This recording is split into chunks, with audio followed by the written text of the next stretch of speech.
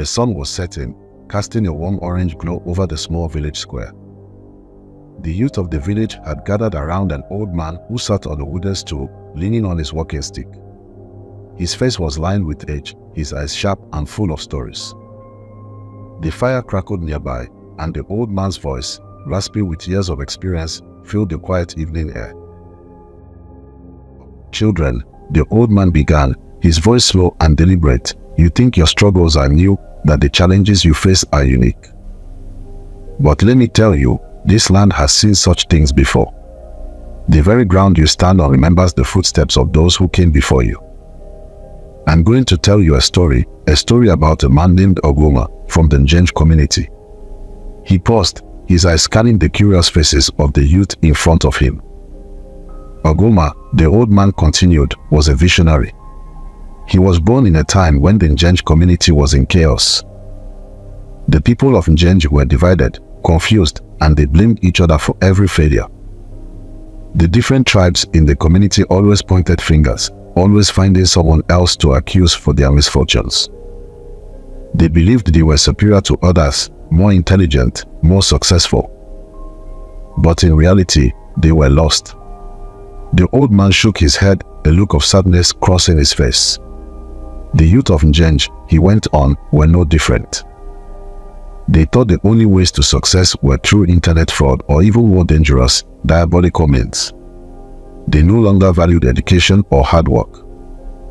They turned their backs on learning skills, abandoning trades and careers that would have built their future. The idea of putting in honest work was foreign to them. Instead of growing, they sought shortcuts to wealth. He sighed deeply, as if the memory of that time still weighed heavily on his heart. And the women, many of them gave up on going to church, turning to traditional worship instead. They became priestesses and their daughters. They paraded themselves on the internet, flaunting their bodies, thinking that was the only way to succeed in life. Meanwhile, the young men who traveled abroad returned not with knowledge or skills, but with trouble. They became involved in drug sales and trafficking, bringing nothing but harm back to their land. The youth around him shifted uncomfortably, some of them recognizing the similarities to their own lives. The worst of it, the old man continued, was the rejection of education.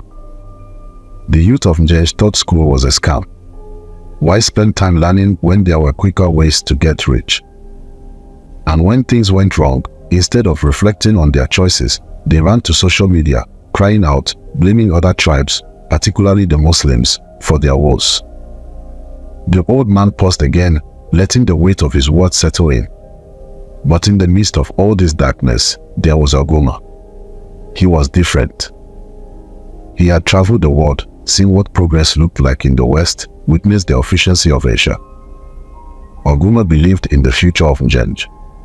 He believed in development and progress. He saw the potential in his people, even when they couldn't see it themselves. He leaned forward slightly, his voice growing stronger. Oguma worked day and night, bringing in experts and technocrats. He created jobs, empowered the youth, and showed them that there was more to life than fraud and chaos. He invited leaders from other lands to share their knowledge, and he believed that Njenj could rise again. But what do you think happened? The youth sat in silence, waiting for the answer. They turned against him, the old man said softly. They accused him of selling out. They said he was bringing foreign ways to destroy their traditions. They called him a traitor. His own people vandalized his home, shot at his car, and sent threats to his life. They couldn't see that he only wanted to help them grow. They were too blinded by hatred and suspicion. His voice grew heavy with emotion. One day, Oguma traveled to Asia for an important conference. He was still fighting for his people, even though they didn't appreciate him. But it was there, far from home, that his heart gave out. He died of a heart attack, all alone, with no one from Njenj by his side. And when the news of his death reached his homeland, do you know what happened? They celebrated. They were glad he was gone, believing he was their enemy.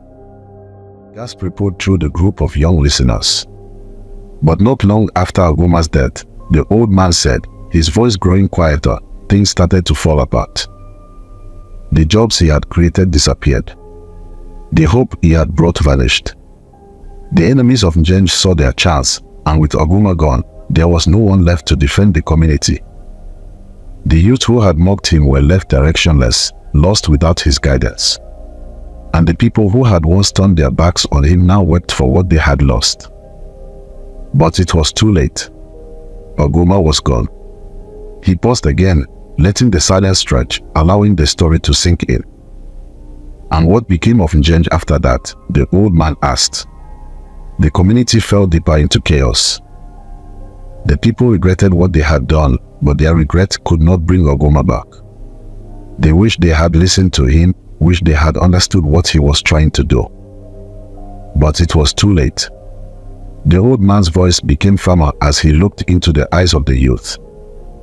Now, I tell you this story not just as a tale from the past, but as a warning for the future. Do not be like the people of Njenj.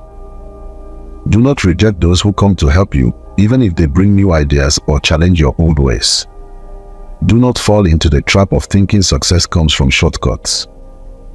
Fraud, deceit, and quick gains will only destroy you in the end. Value education. Value hard work. And most importantly, be wise enough to recognize when someone is trying to lead you in the right direction.